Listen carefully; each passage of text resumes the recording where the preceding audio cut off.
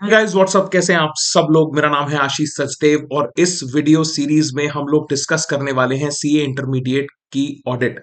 जी हाँ। तो अगर आप मेरे चैनल पे नए हैं तो ये पूरी एक सीरीज रहने वाली है जिसके अंदर हम लोग पूरे सीए इंटरमीडिएट का जो ऑडिट का सिलेबस है उसे यहाँ पर कवर करेंगे। फास्ट ट्रैक रिवीजन करेंगे उसका, ताकि आपके जनवरी 2026 में जो आने वाले एग्जाम्स हैं उसमें आपकी खासा मदद हो सके। तो ये रेलेवेंट रहने वाला है जनवरी 26 में आने वाले एग्जाम्स के लिए और आगे जो एग्जाम्स होंगे, जब तक मैं इसमें कुछ एडिशनल वीडियोस नहीं डाल देता इस पूरी प्लेलिस्ट में। ये रोज आपको एक एक करके वीडियोस मिलते जाएंगे। तो अगर आप ये वीडियो देख रहे हैं तो प्लीज इसे अपने दोस्तों के साथ जरूर शेयर करें। वीडियो के डिस्क्रिप्शन में मैंने अपना व्हाट्सएप नंबर दिया है, तो अगर ऑडिट में आपको किसी भी तरह का कोई डाउट आता है तो आप मुझे वहां पे डायरेक्ट मैसेज करके मुझसे अपना डाउट क्लियर करवा सकते हैं। तो ये सभी स्टूडेंट्स जो मेरे चैनल पे मुझसे जुड़ेंगे उनके लिए फैसिलिटी है। तो आपको मेरा नंबर व्हाट्सएप का इस वीडियो के डिस्क्रिप्शन में मिल जाएगा। You can easily get in touch with me on WhatsApp. यहां से हम इस वीडियो लेक्चर सीरीज की शुरुआत करते हैं। मैं फिर से एक बार आपसे गुजारिश करना चाहता हूं कि इस वीडियो को दबा करके शेयर करिए, लाइक करिए, ताकि जो मेहनत मैं आपके लिए कर रहा हूं उसका मुझे थोड़ा सा रिजल्ट मिल सके और मैं इसी तरीके की मेहनत आपके लिए करने के लिए मोटिवेट होता रहूं। So let's begin with this first lecture, जिसके अंदर हम डिस्कस करेंगे CA intermediate audit, paper number 5, auditing and ethics. Right. यहां पे सबसे पहली चीज जो मैं डिस्कस करना चाहता हूं, अगर आप पहली बार ऑडिट पढ़ रहे हैं तो भी आपके लिए लेक्चर बहुत इंपॉर्टेंट होने वाले हैं। और जो सीए फाइनल के स्टूडेंट्स भी हैं, अगर वो भी मेरे स्टैंडर्ड्स के वीडियो देख लेते हैं जो इंटर के स्टैंडर्ड्स हैं, हालांकि फाइनल के अंदर कुछ एडिशनल स्टैंडर्ड्स वहां पर हैं, फिर भी मैं आपको कह रहा हूं कि अगर आप ये वाले स्टैंडर्ड्स भी देख लेते हैं तो भी आपका बहुत सारा काम हो जाएगा, आपकी बहुत मदद हो जाएगी। और जो सीए इंटर के स्टूडेंट्स हैं वो ऐसा ना समझे कि ये एक फुल फ्लेजेड कोर्स का वीडियो नहीं है तो यहाँ पे कुछ कमी होगी, ऐसा नहीं है। अगर आप सिर्फ इन रिवीजन लेक्चर वीडियोस को भी देख लेते हैं जिसमें मैं पूरा सिलेबस कवर करूंगा, not only standards but I will be covering the entire syllabus. Right. तो आप, और अगर आप क्वेश्चन आंसर थोड़े बहुत प्रैक्टिस करते हैं खुद से, right, then I am telling you, you will definitely clear the CA inter audit paper that is going to happen in January 2026। और मैं उसी दिन का वेट कर रहा हूं, तब जब आप रिजल्ट के बाद नीचे आकर के वीडियो में मुझे बताएंगे कि हमारा क्लियर हो गया सीए इंटर ऑडिट। राइट। तो चलिए शुरुआत करते हैं। इस वीडियो में हम लोग जो पूरा कंटेंट है उसको समझने की कोशिश करेंगे, पूरे आपके सिलेबस को समझेंगे ऑडिट के, और उसको ब्रेक डाउन करने की मैंने यहाँ पे कोशिश की है, और उसके बाद पढ़ाई हम शुरू करेंगे। तो आइए चलते हैं ऑडिट की दुनिया में। यहाँ पे देखिए आप, मैंने एक टेबल, एक चार्ट बनाने की कोशिश की है जिसके अंदर कुछ कॉलम्स हैं। सबसे पहला कॉलम मैंने रखा है सीरियल नंबर का, इसे आपको सबसे लास्ट में पढ़ना है, अभी हम इसे नहीं पढ़ेंगे। फिर है चैप्टर का नंबर, फिर है टॉपिक, उस चैप्टर का नाम क्या है, टॉपिक क्या है, उसके अंदर कौन से स्टैंडर्ड्स की बात की गई है, डिस्टिंक्ट टॉपिक्स कौन से उसमें कवर किए गए हैं, वो यहाँ पे मैंने बताने की कोशिश की है।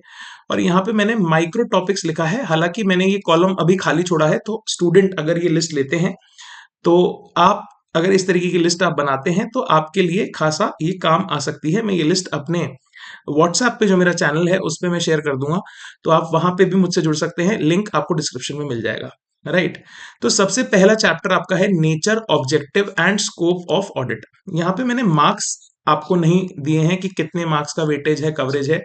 हमारे लिए पूरा ही सिलेबस इंपॉर्टेंट है। मार्क्स वाला वेटेज जो है वो मैं अलग किसी वीडियो में आपको बता दूंगा कि किस तरीके का वेटेज होता है, ताकि आप अपना टाइम उस तरीके से उन चैप्टर्स के ऊपर डिवोट कर सके।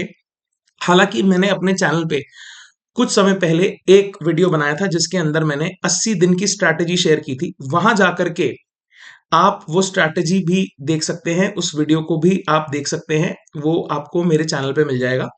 Right. 80 days strategy to clear January 2026 attempt. और मैंने पूरा स्ट्रैटेजी का जो डॉक्यूमेंट है, अगर आप मेरे व्हाट्सएप चैनल पे जुड़ेंगे तो वहां पे भी आपको मैं शेयर कर दूंगा। राइट। और ये वाला भी जो कंटेंट ब्रेकडाउन है ये भी मैं आपको वहां पे शेयर कर दूंगा। राइट। चलिए, तो यहाँ पे टॉपिक की हम बात करते हैं, nature, objective and scope of audit. और इसके अंदर जो एक स्टैंडर्ड है सबसे इंपॉर्टेंट हमारा, वो है standard 200, that is overall objective of the independent auditor and the conduct of an audit in accordance with standards on auditing. बहुत ही इंपॉर्टेंट स्टैंडर्ड है। और यहाँ पे देखिए चैप्टर 1 लिखा है और मैंने सीरियल नंबर 1 लिखा है, यानी ये जो सीरियल नंबर है ये वो सीक्वेंस है जिसके अंदर आपको इन चैप्टर्स को पढ़ना है। तो सबसे पहले पहला चैप्टर ही हम लोग पढ़ेंगे और मेरे वीडियोस के अंदर भी आपको सबसे पहले पहला चैप्टर ही यहाँ पे देखने को मिलेगा। चलिए आगे बढ़ते हैं। दूसरा जो हमारा चैप्टर है वो है audit strategy, audit planning and audit plan को लेकर के, जिसके अंदर स्टैंडर्ड 300 कवर होता है, planning and audit of financial statements. हम इसे 5वें नंबर पे पढ़ेंगे। तो सर हम दूसरे नंबर पे क्या पढ़ेंगे, तो मैं आपको बता देता हूं, थोड़ा सा नीचे लेकर के चलता हूं आपको। लास्ट चैप्टर जो है वो हम दूसरे सीक्वेंस पे पढ़ेंगे। सर ये क्या बात हुई, ऐसे ही बात हुई। आप समझिए, किसी भी सब्जेक्ट को समझने के लिए उसे एक सीक्वेंस में पढ़ना होता है, राइट। उसकी निटिंग बहुत जरूरी है आपके दिमाग में, कंसेप्चुअल क्लैरिटी बहुत जरूरी है, बेस बनना बहुत जरूरी है, आपको कनेक्ट होने चाहिए टॉपिक्स, तभी आप एग्जाम में उन क्वेश्चंस का भी आंसर कर पाएंगे जो आपने पहले नहीं पढ़े, राइट, जो कि केस स्टडी के माध्यम से पूछे जाते हैं, इंस्टीट्यूट जो पूछता है केस स्टडी में, राइट। और कंसेप्चुअल क्लैरिटी आपकी बहुत अच्छी हो जाएगी अगर आप इस सीक्वेंस में चीजों को पढ़ेंगे। तो दूसरे नंबर पे हमें क्या पढ़ना है, दूसरे नंबर पे हमें पढ़ना है chapter number 11, that is ethics and terms of an audit engagement. यहां पे बहुत ही इंपॉर्टेंट 210 हमारा स्टैंडर्ड है, agreeing to the terms of audit engagement, और quality control of an audit of financial statement ऐसे 220 है, और एसक्यूसी 1 है जो फर्म्स की क्वालिटी कंट्रोल के बारे में यहाँ पे बात करता है। तो हमें ये तीनों स्टैंडर्ड्स यहाँ पे पढ़ने हैं, साथ ही एथिकल रिक्वायरमेंट से रिलेटेड जो भी कंसर्न्स हैं वो भी यहाँ पे इस टॉपिक के साथ हमारे को कवर कर लेने हैं इस चैप्टर के अंदर। तो पहला हम फर्स्ट चैप्टर पढ़ेंगे, सेकंड हम 11th चैप्टर पढ़ेंगे। उसके बाद तीसरे नंबर पे हम क्या पढ़ने वाले हैं, तीसरे नंबर पे आप देखेंगे यहाँ पे मैंने 3 नंबर लिखा है, चैप्टर नंबर 8 के अगेंस्ट, और ये चैप्टर है ऑडिट रिपोर्ट का। सर आप ऑडिट रिपोर्ट पहले पढ़ा देंगे, बिल्कुल ऑडिट रिपोर्ट पहले पढ़ा देंगे, क्योंकि जब आप ऑडिट रिपोर्ट पढ़ते हो तो आपको पूरा कलर समझ में आता है बाकी सारे स्टैंडर्ड्स का, किस तरीके से रिपोर्टिंग करनी है, because audit report is the final outcome of any audit, right. तो इसके अंदर हम जो स्टैंडर्ड्स पढ़ेंगे वो 700, 701, 705, 706, ये तो मुख्य महा इंपॉर्टेंट स्टैंडर्ड्स हैं, राइट। उसके बाद 710, 600, 299 जो जॉइंट ऑडिटर से डील करता है, 600 जो अनदर ऑडिटर के वर्क को यूज करने से डील करता है, और कारो। अब ये जो टॉपिक्स हैं इनको हम फिर भी अलग अलग पढ़ सकते हैं, सेपरेट पढ़ सकते हैं, लेकिन जब हम चैप्टर नंबर 8 करेंगे तो उसी के साथ हम इन सबको पढ़ लेंगे। लेकिन मैंने आपको बताया कि यहां तक जो है 706 तक, 700 से लेकर 706 तक, ठीक है, ये खासा इंपॉर्टेंट होने वाले आपके जो हैं स्टैंडर्ड्स हैं, राइट। और बहुत सारे क्वेश्चन यहां से इंस्टीट्यूट पूछता है एग्जाम के अंदर। 710 भी इंपॉर्टेंट है, ऐसा नहीं है कि 710 इंपॉर्टेंट नहीं है, लेकिन ये वाले जो हैं महा इंपॉर्टेंट स्टैंडर्ड्स हैं, और ये हम इनको सीक्वेंस में तीसरे नंबर पे यहाँ पे पढ़ने वाले हैं, राइट। उसके बाद हम चौथे नंबर पे क्या पढ़ने वाले हैं, तो हम ऊपर आते हैं, और चौथे नंबर पे हम एक आपका 4th चैप्टर है, उसमें एक आपका स्टैंडर्ड है ऑडिट एविडेंस का, ये हम चौथे नंबर पे पढ़ेंगे, केवल इस चैप्टर में हम यही पढ़ेंगे, राइट। और 5वें नंबर पर फिर हम पढ़ेंगे ऐसे 300 जो कि आपका चैप्टर नंबर 2 है, audit strategy, planning and audit plan, right. तो ये जो है ऐसे 300, ये हम 5वें नंबर पे इसकी पढ़ाई करेंगे।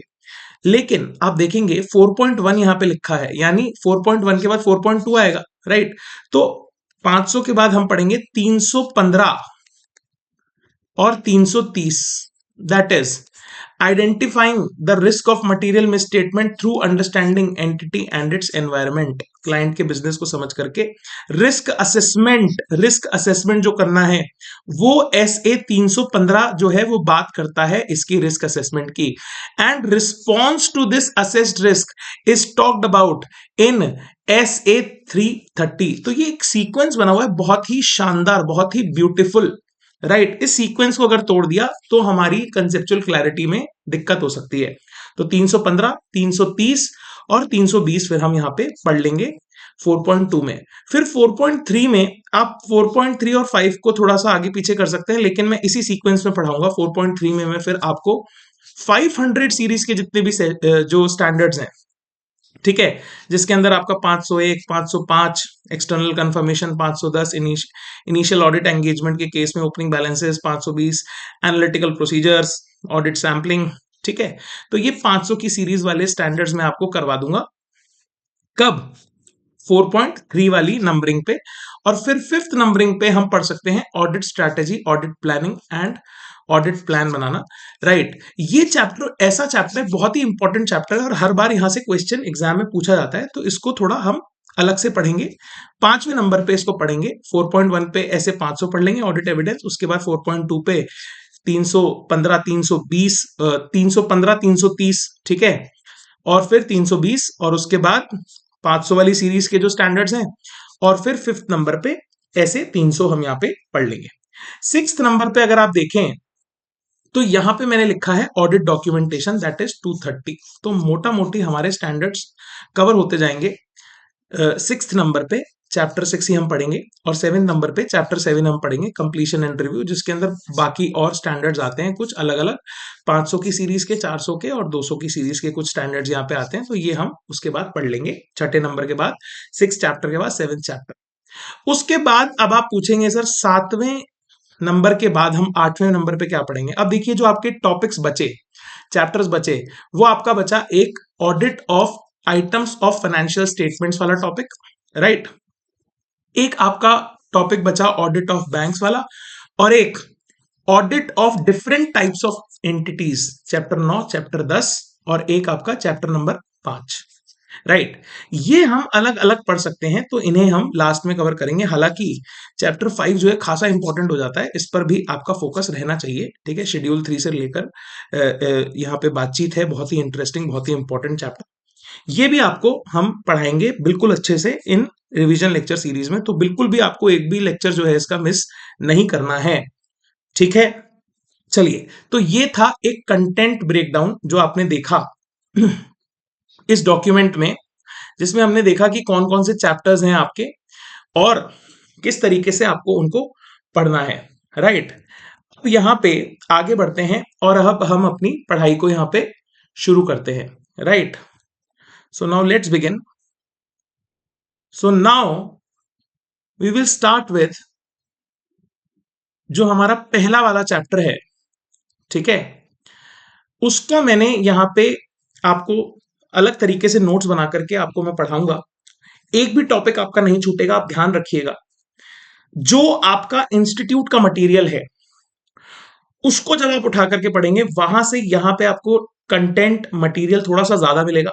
रीजन, कुछ चीजें एडिशनल मैंने यहां पे इंक्लूड की हैं ताकि आपकी कंसेप्चुअल क्लैरिटी बढ़ सके। एग्जाम में भी वो चीजें आती हैं और वो इंटरकनेक्टेड चीजें हैं, तो हम यहां पे उन्हें पढ़ेंगे, समझेंगे। राइट, अगर आप ये रिवीजन लेक्चर वीडियोस देख लेते हैं, अपने इंस्टीट्यूट के मटेरियल के साथ ही देख लेते हैं, तो मैं आपको बता रहा हूं, आप क्वेश्चन आंसर्स कर लीजिए, आपको कुछ भी और करने की जरूरत नहीं है। You will definitely succeed in CA intermediate audit. अब यहां पे मैंने इसको नाम दिया है बिल्डिंग ब्लॉक्स। राइट, इस सब्जेक्ट को पढ़ने से पहले यहां पे कुछ फंडामेंटल कंसेप्ट्स हैं जो हम यहां पे डेप्थ में कवर करने वाले हैं। तो सबसे पहले हमारे पास आता है कि ऑडिट क्या होती है, व्हाट इज ऑडिट। ठीक है, जो सब्जेक्ट हम पढ़ रहे हैं वो क्या है, तो यहां पे आपको समझना है। कुछ मैंने यहां पे कीवर्ड्स भी अंडरलाइन किए हैं, तो अगर आप पढ़ रहे हैं वीडियोस से तो आराम से पढ़ें। ठीक है, इन कीवर्ड्स को समझें। जब भी ऑडिट की आपसे डेफिनेशन पूछी जाए, मीनिंग पूछा जाए, तो आप उसे आंसर कैसे करेंगे? ऑडिट क्या है? इंडिपेंडेंट एग्जामिनेशन है, किसका? फाइनेंशियल इंफॉर्मेशन जो एक एंटिटी प्रिपेयर करती है। वो एंटिटी प्रॉफिट भी कर सकती है, नॉन प्रॉफिट ऑर्गेनाइजेशन भी हो सकती है। और जब भी ऑडिट की जाएगी उस पे हमारे ऑडिटर भैया क्या करेंगे सर? वो एक ओपिनियन एक्सप्रेस करेंगे, जिसको हम ऑडिट ओपिनियन यहां पे कहते हैं। ऑडिट क्या होती है? Independent examination. किसकी है? बोले फाइनेंशियल इंफॉर्मेशन की। किसकी फाइनेंशियल इंफॉर्मेशन? एंटिटी की, उसने खुद बनाई है। राइट, प्रॉफिट भी कर सकती है, नॉन प्रॉफिट ऑर्गेनाइजेशन भी हो सकती है। और ऑब्जेक्टिव क्या है? ऑब्जेक्टिव है उस पर ओपिनियन अपनी देना। ठीक है, ये जो ओपिनियन है ये किस पर बेस्ड होगी सर? ये ओपिनियन जो ऑडिटर की है ये बेस होगी ऑडिट एविडेंस पर। किस पर? ऑडिट एविडेंस पर। ऑडिट के दौरान ऑडिटर भैया कुछ एविडेंस कलेक्ट करेंगे, और उस एविडेंस के बेसिस पर वो ओपिनियन एक्सप्रेस करेंगे। यहां पे मैंने एग्जांपल दिया है एक क्लब का। फॉर एग्जांपल, आप अपने क्लब के, स्कूल में आपके क्लब है, कॉलेज में क्लब है, राइट, और आप उसके ट्रेजरर हैं। एक बजट आप बनाते हैं किसी इवेंट के लिए, ओके, और इनवॉइसेस का एस्टिमेट आप करते हैं कि कितना खर्चा उस इवेंट में आपका हो जाएगा, राइट। ऑडिट क्या करेगी? उस बजट को चेक करेगी कि बजट क्या ओके है या नहीं है, ठीक है, अपनी ओपिनियन देगी, ठीक है, कि यहां पे जो ओरिजिनल खर्चा हुआ वो बजट से मैच करता है, ट्रू एंड फेयर है या नहीं है, राइट। और ऑडिट एविडेंस जो होगी उसके अंदर, जो आपने खर्चा किया उसके बिल, बैंक स्टेटमेंट, जो खर्चा हुआ, जो आपने पैसा दिया, इनवॉइसेस, रिसिप्ट्स, ठीक है, ताकि हम ये वेरीफाई कर सकें कि ट्रूनेस और फेयरनेस वहां पे होनी चाहिए। सिमिलरली ऑडिट में भी क्या होता है, एक ऑडिटर साहब होते हैं, वो ऑडिट एविडेंस कलेक्ट करते हैं during the course of audit, और इंडिपेंडेंट एग्जामिनेशन करते हैं फाइनेंशियल इंफॉर्मेशन का किसी भी एंटिटी के, एंड उसके ऊपर अपनी एक ओपिनियन वहां पे वो शेयर करते हैं। नेचर ऑफ ऑडिट क्या होता है? तो अगर आपसे पूछा जाए, सिंपल नेचर ऑफ ऑडिट क्या है? ऑडिट का नेचर है टू प्रोवाइड अश्योरेंस, ठीक है, ठीक है, assurance, right. It's basic nature lies in providing assurance to the users, ठीक है, ये बात हमेशा ध्यान रखनी है। ऑडिट किस लिए की जा रही है? यूजर्स के लिए की जा रही है, जो यूजर्स हैं उस एंटिटी के, जो स्टेक होल्डर्स हैं, ठीक है, stake holders, users are stake holders, जिनका उस एंटिटी में, उस बिजनेस में कुछ ना कुछ मतलब है उनको, they have some stake in that business and they are the stake holders, okay, so that they have a confidence in the financial statements, okay, and the financial statements become credible, उन पे विश्वास किया जा सके by the people who are using those financial statements, users of financial statements, okay. So it is, the nature of audit is to provide assurance to the users of the financial statements. अब आपके institute के material में एक topic दिया हुआ है, what is the origin of auditing. यहां से क्वेश्चन किसी दिन अगर इंस्टीट्यूट ने पूछा तो 4 नंबर का डायरेक्ट क्वेश्चन भी पूछ सकता है, थ्योरेटिकल, ठीक है, और फिर बच्चों को आएगा नहीं और बच्चे फेल करेंगे। वैसे तो नहीं पूछेगा, लेकिन पूछ लिया, ठीक है, तो आप क्या करेंगे? तो ये 4 पॉइंट याद रख लीजिए कि ऑडिट एंशिएंट रूट से भी उसका कनेक्शन है। कौटिल्य के अर्थशास्त्र के अंदर भी मेंशन किया गया था कि वहां पे ऑडिट की जाती थी to detect misuse of power, okay, और अकाउंट क्लोजर होता था, ऑडिट होती थी, इस तरीके की वहां पे टर्मिनोलॉजी यूज की है। तो इतना सा ट्रिविया आपको, इतना सा फैक्चुअल अंडरस्टैंडिंग आपको होनी चाहिए। मीनिंग ऑफ ऑडिट, ऑडिट एक लैटिन वर्ड से आता है जिसका मतलब होता है टू हियर, ओके। और मिडिवल टाइम्स में ऑडिटर्स क्या करते थे? ये सुनते थे जो अकाउंट्स होते थे, टू चेक एक्यूरेसी, कि भैया सुन सुन के पता लगाते थे कि भैया ये अकाउंट जो है प्रॉपर है या नहीं है, राइट। इंडस्ट्रियल रेवोल्यूशन के दौरान, यूरोप में जब इंडस्ट्रियल रेवोल्यूशन हुआ तब ऑडिटर्स की नीड बढ़ी, क्योंकि तब प्रोडक्शन बढ़ा, राइट, और प्रोडक्शन बढ़ा तो उधर घपले होने लगे, घपलों को चेक करने के लिए फिर ऑडिटर्स वहां पे आए, राइट। फर्स्ट ऑडिटर जनरल 1860 में भारत में अपॉइंट हुआ, राइट, भारत के अंदर, इन इंडिया की अगर हम बात करें। और आज के जो C&AG हैं जो हमारे, वो गवर्नमेंट ऑडिट्स यहां पे करते हैं। ICAI 1949 में स्टैब्लिश किया गया to regulate the chartered accountancy profession in India. ये केवल इतने से पॉइंट आप ओरिजिन ऑफ ऑडिटिंग को लेकर के यहां पे ध्यान में रख लीजिए, आपका काम हो जाएगा, right. Why is external audit needed? या तो क्वेश्चन ऐसे पूछा जाएगा, या आपसे पूछा जाएगा what are the benefits of audit, right. इतनी देर से जो मैं डिस्कशन कर रहा हूं उसमें एक बात निकल के समझ सामने आती है कि जो फाइनेंशियल स्टेटमेंट्स बनाए जा रहे हैं किसी भी एंटिटी के द्वारा, वो उसके यूजर्स के लिए बनाए जा रहे हैं। मैंने अभी थोड़ी देर पहले एक टर्म यूज की थी, स्टेक होल्डर्स के लिए वहां पे बनाए जा रहे हैं, ठीक है, स्टेक होल्डर्स के लिए यहां पे बनाए जा रहे हैं। अब ये जो स्टेक होल्डर हैं ये कौन कौन हो सकते हैं? इंटरनल स्टेक होल्डर भी हो सकते हैं, एक्सटर्नल स्टेक होल्डर भी हो सकते हैं, राइट। इंटरनल में कौन कौन होगा? कंपनी का मैनेजमेंट हो गया, कंपनी के एम्प्लॉयज हो गए, उस एंटिटी के एम्प्लॉयज हो गए।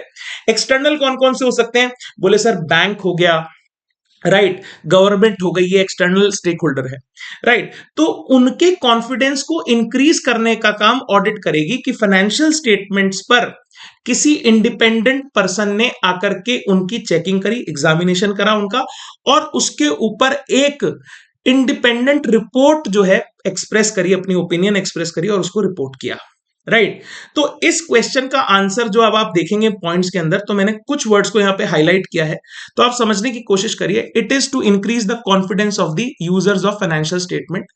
Audit is carried out as per standards on auditing and provides high quality information so that the confidence of the intended users increases in the financial statements. It is there to safeguard the interest of the shareholder. Shareholder का जो interest है, shareholders are also stakeholders in the company. They are the owners of the company. And they can not be involve in day to day working. अरे share holder रोज आकर के working थोड़ी करेगा company में. They need an independent mechanism to ensure कि जो management decision ले रहा है वो प्रॉपर है और उनका पैसा गलत जगह पे इस्तेमाल नहीं किया जा रहा कंपनी के अंदर, बिजनेस के अंदर. Prevent fraud bye employees and management. ठीक है, एम्प्लॉय मैनेजमेंट के अगेंस्ट फ्रॉड कर सकता है, मैनेजमेंट एम्प्लॉय को फ्रॉड कर सकता है. राइट, दोनों ही एक दूसरे पर चेक रख सकें, इसलिए भी ऑडिट यहां पे की जाती है.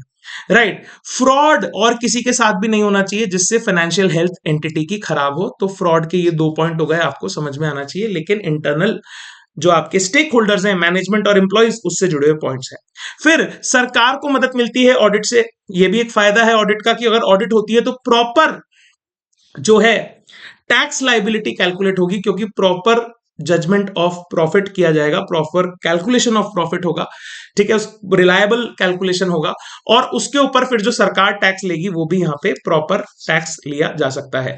उसके बाद to help the lenders, bankers and financial institutions. Okay, कि इस कंपनी को उसकी ऑडिट रिपोर्ट को देख करके, उसकी फाइनेंशियल हेल्थ को देख करके क्या उसे हमें पैसे देने चाहिए, लेंडिंग करनी चाहिए, नहीं करनी चाहिए. ओके, और उसके बाद two point out the deficiencies in the existing operations and present controls. तो एंटिटी की ओवरऑल कंट्रोल्स को चेक करने में भी ऑडिट का हाथ रहता है. तो बेनिफिट्स ऑफ ऑडिट का आंसर करने के लिए आपको एक टर्म दिमाग में रखनी है, स्टेक होल्डर्स, और आप 3 से 4 पॉइंट आराम से एग्जाम में लिख सकते हैं. क्या ऑडिट, अगला क्वेश्चन, क्या ऑडिट मैंडेटरी होती है या वॉलंटरी होती है? तो ऑडिट कभी भी मैंडेटरी नहीं होती. राइट, कुछ केसेस में मैंडेटरी हो सकती है, जैसे कंपनीज के केस में ऑडिट मैंडेटरी होती है. कुछ केसेस में क्योंकि आप किसी लॉ के थ्रू गवर्न किए जा रहे हो तो ऑडिट वहां पे मैंडेटरी हो जाएगी. कुछ केसेस में अगर आप गवर्नमेंट की कुछ स्कीम्स का फायदा उठाना चाहते हो, गवर्नमेंट से ग्रांट लेना चाहते हो, तो वहां पे ऑडिट मैंडेटरी हो जाएगी, ऑडिट आपको करवानी पड़ेगी. ऑडिट मैंडेटरी नहीं है, वॉलंटरी है. वॉलंटरी भी आप ऑडिट करवा सकते हैं. क्यों? ताकि अगेन बेनिफिट्स ऑफ ऑडिट. क्या है बेनिफिट्स? सर, जो इंटेंडेड यूजर्स हैं उनको फायदा होगा. राइट, उनका कॉन्फिडेंस फाइनेंशियल स्टेटमेंट्स में जो बिजनेस के हैं वो यहां पे इंप्रूव होगा, इंक्रीज होगा. Right, audit is not always mandatory, it can be legal requirement और अ वॉलंटरी चॉइस. ठीक है, जैसे कंपनीज के केस में यहां पे ऑडिट कंपलसरी होती है. ठीक है, उसके बाद नॉन कॉर्पोरेट एंटिटीज में also required to have their accounts audited under tax laws if their turnover exceeds a specified limit. तो टैक्स ऑडिट वहां पे की जाती है. जो कॉर्पोरेट एंटिटीज नहीं है, मतलब जो कंपनीज नहीं है. Right, audit might be necessary to obtain government grants और असिस्टेंस. मैंने आपको बताया कि सरकार की कुछ बेनिफिट्स, स्कीम्स का बेनिफिट लेने के लिए आपको ऑडिट करानी पड़ सकती है. ओके, एंटिटीज वॉलंटरली चूज कर सकती हैं and they can gain the benefits that the process of audit provides. Okay, who appoints the auditor? Again very interesting question कि ऑडिटर भैया को अपॉइंट कौन करता है? तो जो ऑडिट रिक्वायर करेगा वो उसे अपॉइंट करेगा. कंपनी के केस में शेयर होल्डर्स ऑडिटर को अपॉइंट करते हैं जनरल मीटिंग के अंदर. गवर्नमेंट एंटिटीज के केस में C&AG ऑडिटर को अपॉइंट करता है. राइट, ट्रस्ट के केस में ट्रस्टीज करेंगे, पार्टनरशिप फर्म के केस में उसके पार्टनर्स करेंगे. राइट, और आपको ध्यान रखना है जो उसको अपॉइंट करेगा ऑडिटर रिपोर्ट भी उसी को देगा. अगर कंपनी है तो रिपोर्ट देगा शेयर होल्डर्स. राइट, अगर C&AG ऑडिट है तो स्पेशल रिपोर्ट जाती है वहां पे C&AG को. Right, additional. ठीक है, वो रिपोर्ट देता है वो. ठीक है, किसको? जिसने अपॉइंट किया भैया, C&AG ने अपॉइंट किया है तो उसको रिपोर्ट दी जाएगी. राइट, ट्रस्टीज ने अपॉइंट किया उसको रिपोर्ट दी जाएगी. पार्टनर से अपॉइंट नहीं है, पार्टनर्स को रिपोर्ट दी जाएगी. राइट, तो कौन अपॉइंट करेगा? Who will appoint the auditor? This is the question, who appoints the auditor? So sir, it depends on the nature of entity, type of entity and the type of audit as well. ठीक है, government audit है तो government appoint करेगी, company audit है तो यहाँ पे share holders appoint करेंगे. राइट, पार्टनरशिप फर्म है तो पार्टनर्स करेंगे, ट्रस्ट है तो ट्रस्टीज करेंगे. Okay, and who to whom the report is submitted, very very simple, जो अपॉइंट करेगा उसी को रिपोर्ट यहाँ पे दी जाएगी, ठीक है। कंपनी केस में उसके मेंबर शेयर होल्डर्स को दी जाएगी, जो उसको अपॉइंट करते हैं जनरल मीटिंग के अंदर। C&AG को रिपोर्ट दी जाएगी, अगर गवर्नमेंट ने अपॉइंट किया है पार्टनर्स को दी जाएगी, पार्टनरशिप फॉर्म में ट्रस्टीज को दी जाएगी। सिंपल सी बात है, जिसने अपॉइंट किया है हम तो उसको रिपोर्ट दे देंगे। Scope of audit, again very interesting question, कि ऑडिट के अंदर क्या क्या इंक्लूड होता है, क्या क्या एक्सक्लूड होता है। तो ऑडिट के अंदर क्या क्या इंक्लूड होता है, it covers all aspects of entity relevant to financial statements being audited, ठीक है। तो हम तो ऑडिट करने आए हैं, चेकिंग करने आए हैं, ठीक है। Reliability and sufficiency of financial information, audit evidence हमारे को कलेक्ट करनी है, तो ये audit evidence appropriate and sufficient and appropriate audit evidence हमारे को कलेक्ट करनी है ऑडिट के केस में। प्रॉपर डिस्क्लोजर होना चाहिए फाइनेंशियल इंफॉर्मेशन का, और उसके बाद हम जो है एक्सप्रेस करेंगे अपनी ओपिनियन। तो ये सारी चीजें जो है इंक्लूड या कवर करती है ऑडिट, राइट, समझ में आ गया, राइट। चलिए, उसके बाद क्या क्या चीजें ऑडिट कवर नहीं करती, तो प्रिपरेशन ऑफ फाइनेंशियल स्टेटमेंट्स, अरे फाइनेंशियल स्टेटमेंट्स ऑडिटर नहीं बनाएगा, वो उनकी एग्जामिनेशन करने के लिए वहां पे आया है और उसके ऊपर अपनी रिपोर्ट देने के लिए आया है। प्रिपेयर कौन करेगा, बोले सर प्रिपेयर और प्रेजेंटेशन जो है ये काम किसका है, बोले ये मैनेजमेंट का काम है, ये ऑडिटर का काम नहीं है, ध्यान रखिएगा इस बात को। उसके बाद duties outside the scope of competence of auditor, मान लीजिए जिस कंपनी की आप ऑडिट कर रहे हैं वहां की बिल्डिंग की हालत बहुत खराब हो गई है, क्या ये ऑडिटर की रिस्पॉन्सिबिलिटी है, क्या ये ऑडिट का स्कोप है कि वो देखे कि अब इस बिल्डिंग की जो लाइफ है वो कितनी बची है, यूजफुल लाइफ कितनी बची है। इसमें एक्सपर्ट ओपिनियन लीजिए सर आप, ठीक है। This is not the competence of the auditor. Expertise in authentication of the documents, audit के लिए ऑडिट एविडेंस कलेक्ट की जाती है, ऑडिट एविडेंस में कुछ डॉक्यूमेंट्स ऑडिटर को दिए जाते हैं, क्या उनकी ऑथेंटिसिटी चेक करना कि वो डॉक्यूमेंट्स फर्जी तो नहीं है, ठीक है, ये ऑडिटर का काम है, नहीं ये ऑडिटर का काम नहीं है, ये फेक है, फ्रॉड है, ये जानना उसका काम नहीं है, ठीक है। वो उनको चेक करेगा, उनके बेसिस पे रिपोर्ट देगा। इन्वेस्टिगेशन करना ऑडिटर का काम नहीं है, ऑडिटर का काम ऑडिट करना है, इन्वेस्टिगेटर का काम इन्वेस्टिगेशन करना होता है, ऑडिटर इन्वेस्टिगेटर नहीं होता। इन्वेस्टिगेशन का काम क्या हो सकता है, कॉल करना लोगों को, ठीक है, विटनेस कॉल करना, उनको ओथ पे लेना, ठीक है, सर्च एंड सीजर करना, ये सब काम ऑडिटर का नहीं है, ये इन्वेस्टिगेटर का काम है। तो आप जरा इस काम से हट जाइए दूर। सर अब ऑडिट करेंगे तो ऑडिट ओपिनियन दी जाएगी। ऑडिट ओपिनियन क्या है, it is the final outcome of the audit process, जो हमने ऑडिट की उसका final outcome written audit report है, ठीक है। और ये ऑडिट रिपोर्ट जो है, ठीक है, ये again it will enhance the confidence of the users of financial information, financial statements. Okay, the auditor forms an opinion on whether the financial statements are prepared in all material aspects in accordance with AFRF, applicable financial reporting framework. This is a very very important term. We are going to read it in detail when we will study SA 200, ठीक है। तो अभी आप इतना समझ लीजिए कि auditor को ये इंश्योर करना है कि जो फाइनेंशियल स्टेटमेंट्स बनाए हैं किसने, एंटिटी ने, वो कैसे हैं एज पर दी एप्लीकेबल AFRF यानी एप्लीकेबल फाइनेंशियल रिपोर्टिंग फ्रेमवर्क की यहाँ पे बातचीत की जा रही है। टाइप्स ऑफ ऑडिट ओपिनियन, कितने तरह की ऑडिट ओपिनियन होती है, ठीक है। तो जब मैंने बच्चों से पूछा कितने तरह की ऑडिट ओपिनियन होती है, कोई बोलता है 3 तरह की, 4 तरह की, 5 तरह की, पता नहीं अलग अलग तरीके के सीए बन रहे हैं। लेकिन आप ध्यान रखिए कि ऑडिट ओपिनियन जो है उसकी 2 ही कैटेगरी होती हैं, अनमॉडिफाइड एंड मॉडिफाइड। अनमॉडिफाइड वो ओपिनियन है जो कि क्लीन ओपिनियन है, ठीक है, उसमें कोई मॉडिफिकेशन नहीं है, कोई चेंज नहीं किया। Financial statements are prepared in all material respects in accordance with AFRF, true and fair है। It is a clean opinion, it is a clean opinion, that is the unmodified opinion, that is the unmodified opinion.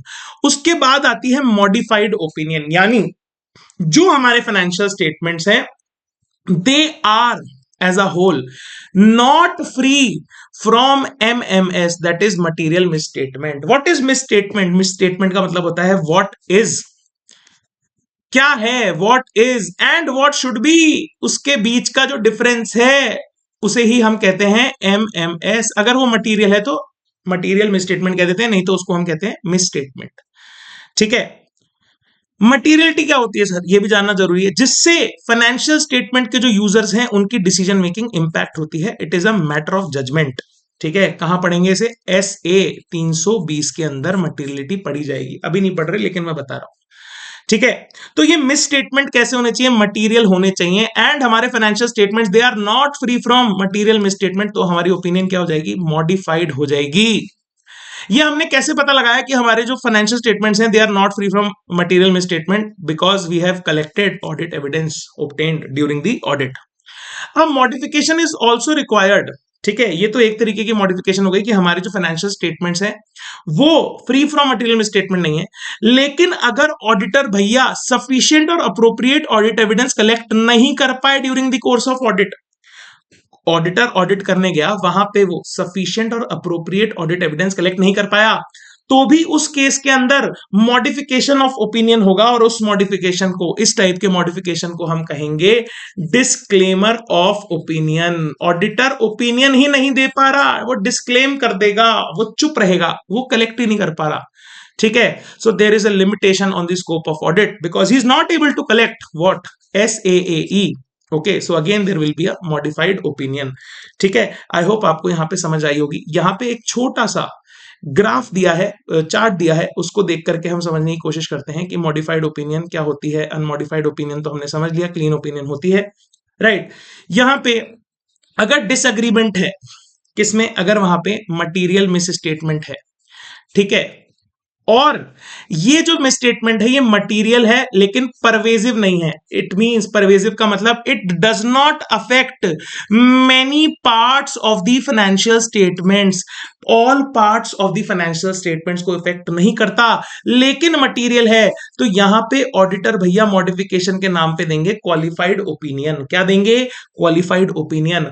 और अगर वो miss statement material है, material तो है ही, ठीक है, material तो है ही, और परवेजिव भी है, that is it affects all parts, many parts of financial statements, then in that case the auditor will give adverse opinion, गंदी opinion, adverse opinion, ठीक है, राइट। लिमिटेशन ऑन स्कोप लग गया, auditor is not able to obtain sufficient and appropriate audit evidence, उसको audit evidence वो नहीं collect कर पा रहा, राइट, एंड उसकी वजह से वो नहीं कलेक्ट कर पा रहा, and it is material and pervasive, my dear friends.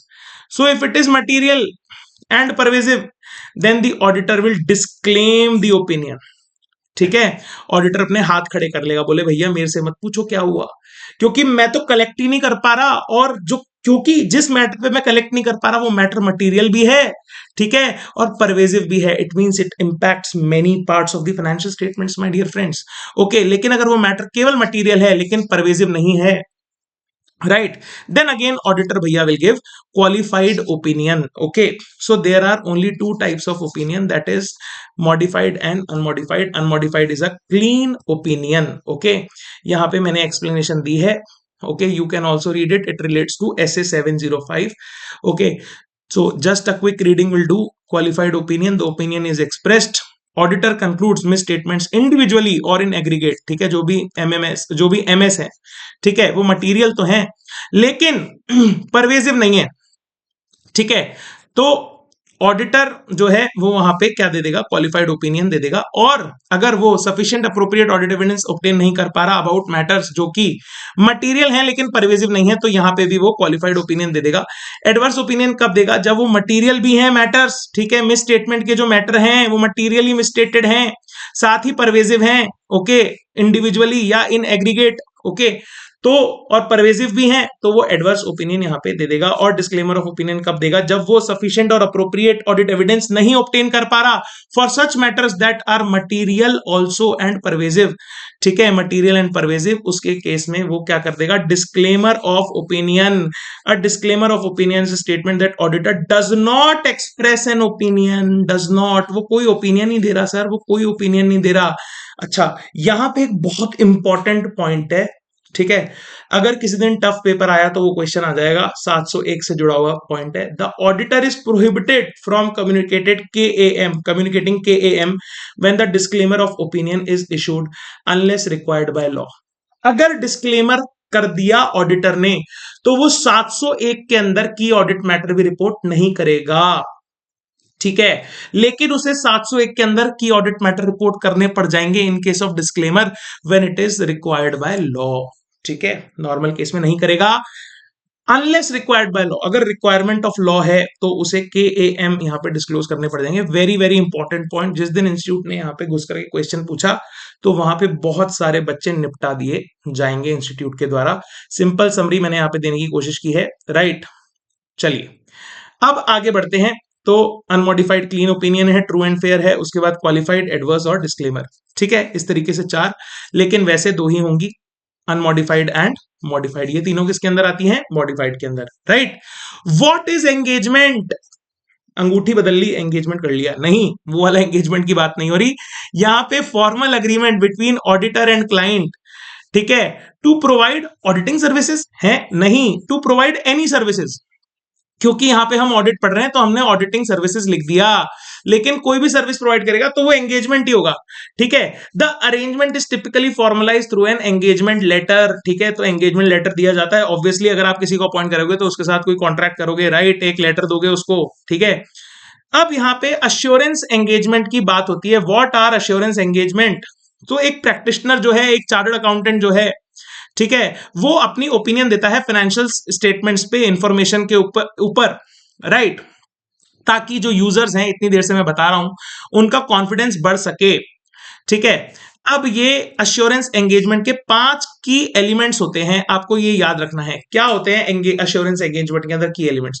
बोले सर यहाँ पे 3 पार्टी होनी चाहिए। कौन कौन सी 3 पार्टी होगी? एक तो होगा प्रैक्टिशनर यानी ऑडिटर, CA साहब, दूसरा होगा मैनेजमेंट, ठीक है, और तीसरे होंगे यूजर्स, इतनी देर से हम बात कर रहे हैं, CA, मैनेजमेंट, यूजर्स, ये तीनों होने चाहिए तो हमारी 3 पार्टी रिलेशनशिप बनेगी, तो एक अश्योरेंस एंगेजमेंट बनेगा, राइट। वहां पे एक अप्रोप्रिएट सब्जेक्ट मैटर भी होना चाहिए, ठीक है, जैसे फाइनेंशियल स्टेटमेंट्स, उसके ऊपर वो अपनी ओपिनियन देगा। एक सूटेबल क्राइटेरिया भी होना चाहिए उसको इवेल्युएट करने का, बेंचमार्क स्टैंडर्ड्स होने चाहिए, लॉज रेगुलेशंस होने चाहिए, अकाउंटिंग स्टैंडर्ड्स, ऑडिटिंग स्टैंडर्ड्स होने चाहिए, सफिशिएंट अप्रोप्रिएट ऑडिट एविडेंस होनी चाहिए। जो प्रैक्टिशनर है वो गैदर करेगा क्या? ऑडिट एविडेंस, एविडेंस गैदर करेगा, ठीक है। क्यों गैदर करेगा? टू फॉर्म अ कंक्लूजन, और उसके बाद देगा एक अश्योरेंस रिपोर्ट। तो एक एश्योरेंस एंगेजमेंट के ये 5 की एलिमेंट है, आपको याद रखने हैं बेटा। यही आंसर में लिख के आओगे तो नंबर आएंगे, और क्वेश्चन ऐसे ही पूछा जाता है। बच्चा लिखता है general answer, what is assurance engagement to provide assurance on financial statements, information, ये वो लिख देगा। अरे भैया 5 की एलिमेंट्स लिखो, ठीक है, राइट। ऐसा एंगेजमेंट जहां पे एक प्रैक्टिशनर सर्विसेज प्रोवाइड करता है और ये 5 की एलिमेंट्स, कंपोनेंट्स उसके अंदर होते हैं। कौन कौन से? 3 पार्टी रिलेशनशिप होनी चाहिए, सब्जेक्ट मैटर होना चाहिए, सूटेबल क्राइटेरिया होना चाहिए, लॉ रिक्वायरमेंट्स होनी चाहिए, ठीक है ना। उसके बाद सफिशिएंट अप्रोप्रिएट ऑडिट एविडेंस वो कलेक्ट करेगा कंक्लूजन ड्रॉ करने के लिए, और फिर एक रिपोर्ट वहां पे सबमिट करेगा। इंपॉर्टेंट है, समझ लेना। ICAI का जो फ्रेमवर्क है वो अश्योरेंस एंगेजमेंट पे जो है वो 2 तरीके के अश्योरेंस एंगेजमेंट्स को यहां पे क्लासिफाई करता है, रीजनेबल अश्योरेंस और limited assurance. Reasonable assurance is provided by audit and limited assurance is provided by review. लेकिन जो engagement and quality control standards हैं EQCS इंस्टीट्यूट के, वो 4 तरीके स्टैंडर्ड्स के बारे में बात करते हैं। बोले standards on auditing, review engagement, assurance engagement, related services, ठीक है। तो ये तीनों तो अश्योरेंस की कैटेगरी में आ गए, ठीक है। कहीं ना कहीं अश्योरेंस, यहाँ पे तो अश्योरेंस लिखा हुआ ही है। स्टैंडर्ड ऑन ऑडिटिंग को अभी हमने बोल दिया रीजनेबल अश्योरेंस है, SRE को अभी हमने बोल दिया लिमिटेड अश्योरेंस है, SAE के अंदर अश्योरेंस ऑलरेडी है, SRS एक अलग है जिसके अंदर अश्योरेंस नहीं है, ठीक है। चलिए, अब इनके अंदर अंतर क्या है? SA जो बोलता है वो देता है रीजनेबल अश्योरेंस। रीजनेबल अश्योरेंस क्या होती है? High level of assurance but not absolute, not absolute, ठीक है। एब्सोल्यूट नहीं है लेकिन हाई लेवल ऑफ अश्योरेंस है, प्रैक्टिशनर देता है यहां पे। लेकिन ये किसके ऊपर देता है? हिस्टोरिकल फाइनेंशियल इंफॉर्मेशन के ऊपर। उसके बाद लिमिटेड अश्योरेंस जो है ये हाई लेवल ऑफ अश्योरेंस से थोड़ी सी कम है, लोअर लेवल ऑफ अश्योरेंस है as compare to reasonable assurance. ये भी किस पर है? लेकिन हिस्टोरिकल फाइनेंशियल इंफॉर्मेशन पर है, प्रैक्टिशनर के द्वारा दी गई है, ये रिव्यू है। ये क्या है? ऑडिट। ये क्या है? रिव्यू। उसके बाद अश्योरेंस एंगेजमेंट क्या है? अदर अश्योरेंस एंगेजमेंट क्या है? बोले सर यहां पे भी अश्योरेंस तो दी जा रही है, लेकिन यहां पे जो अश्योरेंस है ना, ये हिस्टोरिकल फाइनेंशियल इंफॉर्मेशन पे नहीं दी जा रही, ठीक है, other than historical financial information पे दी जा रही है, राइट? तभी एश्योरेंस एंगेजमेंट है, और रिलेटेड सर्विसेज जो हैं एसआरएस जिसके लिए बने हैं वो तो अलग ही है, ठीक है ना, वो एश्योरेंस थोड़ी है, राइट? उसके बाद यहां पे देखिए आप, द सब्जेक्ट मैटर में बी पर्सपेक्टिव फाइनेंशियल इंफॉर्मेशन, क्योंकि यहां पे हिस्टोरिकल नहीं है तो पर्सपेक्टिव, आने वाला, future forecast, projection, okay, or it may relate to entities internal control. The subject matter is projected financial information or forecast based on assumptions that have to be reasonable, properly documented and appropriately disclosed. So यहाँ पे लगते हैं SAE, यानी Standards on Assurance Engagement, right? Such assurance engagement provide moderate level of assurance, right? वो क्या provide करता है? Limited, तो लिमिटेड का नाम है, लिमिटेड अश्योरेंस प्रोवाइड करेगा। रीजनेबल का नाम है तो रीजनेबल अश्योरेंस प्रोवाइड करेगा, राइट? यहाँ पे अंतर क्या है? मेन अंतर है यहाँ पे HFI नहीं है, यानी हिस्टोरिकल फाइनेंशियल इंफॉर्मेशन के अलहदा, अलावा, ठीक है? समझ में आता है? आई होप आपको यहाँ पे चीजें क्लियर होंगी। तो रीजनेबल अश्योरेंस को कौन गवर्न करता है? बोले SA। लिमिटेड अश्योरेंस को कौन गवर्न करता है? बोले SRE। अश्योरेंस एंगेजमेंट को कौन गवर्न करता है? बोले SAE। और अदर सर्विसेज को कौन करता है? SRS, related services. ओके, समझ में आ रहा है, राइट? ये क्या है? EQC, जो हमारे जो हैं engagement and quality control standards, EQCS, okay, EQCS, right? EQCS बोल रहा था मैं, EQCS, राइट? उसके बाद एक आखिरी टॉपिक, प्यारा सा नन्हा सा, जो हम इस में पढ़ने वाले हैं, that is relating to auditing का जो नेचर है with respect to other discipline, other subjects. Auditing and accounting कैसे जुड़े हुए हैं भैया? अकाउंट बनेंगे तभी ऑडिट होगी, फाइनेंशियल स्टेटमेंट बनेंगे तभी ओवरऑल अकाउंटिंग प्रोसेस कंप्लीट होगा, और उसके बाद ऑडिट की जाएगी। ऑडिट लॉ से क्यों जुड़ी है? क्योंकि एक ऑडिटर को नॉलेज होनी चाहिए लॉ की, एंटिटी के। ऑडिट इकोनॉमिक्स से कैसे जुड़ी है? ऑडिट को बिजनेस एनवायरनमेंट की खबर होनी चाहिए, समझ होनी चाहिए। बिहेवियरल साइंस क्यों है? क्योंकि ऑडिट में वो अपनी ड्यूटीज को डिस्चार्ज करते टाइम बहुत सारे जो है लोगों से उसको इंटरेक्ट करना पड़ता है, तो ह्यूमन बिहेवियर की नॉलेज होनी चाहिए। स्टैट्स और मैथ्स के से कैसे रिलेटेड है ऑडिटिंग? क्योंकि ऑडिट करते करते उसको करने पड़ेंगे एनालिटिकल प्रोसीजर, सैंपलिंग करनी पड़ेगी, स्टैटिस्टिकल, ठीक है, बहुत सारे कैलकुलेशन, रिकैलकुलेशन वगैरह करना पड़ेगा, राइट? तो स्टैट्स और मैथ्स की अच्छी समझ होनी चाहिए। डेटा प्रोसेसिंग से कैसे जुड़ी हुई है? क्योंकि EDP ऑडिटिंग, ठीक है, enterprise data processing, electronic data processing, ठीक है, तो ये जो है ऑडिटिंग का अपने आप में एक डोमेन है, जहां पे आजकल सिस्टम्स ऑडिट वगैरह भी होती है। तो data processing, data entry, systems audit, ये सब ऑडिटर को समझ होनी चाहिए। ऑडिटिंग एंड फाइनेंशियल मैनेजमेंट क्यों जुड़े हुए हैं, राइट? तो ऑडिटर को समझ होनी चाहिए financial ratio analysis, capital budgeting, किस तरीके की फाइनेंशियल डिसीजंस जो है, वर्किंग कैपिटल क्या होता है, फंड फ्लो क्या होता है, रेशियो एनालिसिस क्या होता है when they are auditing the entities. और ऑडिटिंग प्रोडक्शन से कैसे रिलेटेड है? क्योंकि ऑडिट को समझ होनी चाहिए क्लाइंट के बिजनेस की, प्रोडक्शन कैसे होता है, कॉस्ट सेंटर्स क्या होते हैं, मार्केटिंग क्या होती है, all these things, right? That is why auditing is a interdisciplinary subject, यानी ये अकेला नहीं है, इस बहुत सारे सब्जेक्ट के साथ लिंक्ड है। तो इस तरीके से हम यहाँ पे अपने कुछ टॉपिक्स जो रिलेटेड हैं हमारे चैप्टर नंबर 1 के अंदर आते हैं, उसको हमने यहाँ पे पूरा किया है। आई होप आपको वीडियो यहाँ तक अच्छा लगा होगा, राइट? नेक्स्ट वीडियो के अंदर हम लोग स्टैंडर्ड्स स्टार्ट करेंगे, ऐसे 200, और उसके बाद हम जिस तरीके से मैंने आपसे डिस्कस किया है, ठीक है, उस तरीके से हम चीजों को आगे डिस्कस करते चले जाएंगे। आई होप आपको यहाँ तक चीजें समझ में आई होगी। Thanks for watching. इस वीडियो को दबा करके शेयर करिए, चैनल को सब्सक्राइब जरूर करिए। Thanks for watching, have an awesome day, enjoy.